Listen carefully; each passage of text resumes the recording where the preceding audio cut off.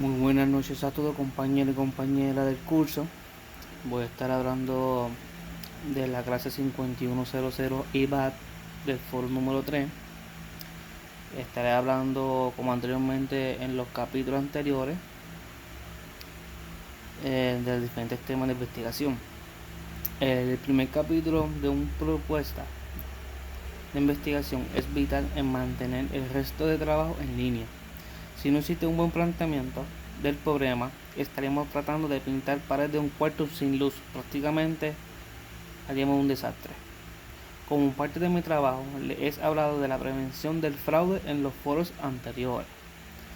Para una empresa internacional, el problema podría ser la falta de unificación de las políticas de prevención de fraude o en las subsidiarias internacionales que crean pérdidas.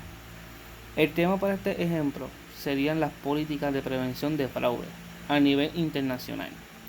Los objetivos de estos trabajos serían: número 1, identificar la relación entre el nivel de conocimiento de las políticas de prevención de fraude y las pérdidas por fraude.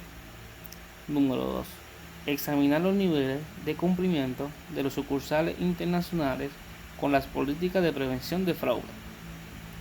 Como vemos, esos objetivos nos permiten, mediante una investigación cuantitativa, examinar el cumplimiento con la política de prevención de fraude y si está correlacionada con las pérdidas.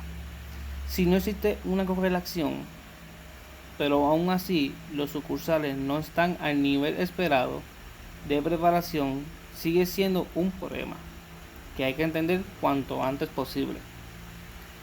Gracias a todos, y cualquier duda o pregunta sobre este foro pueden escribir en confianza aquí abajo.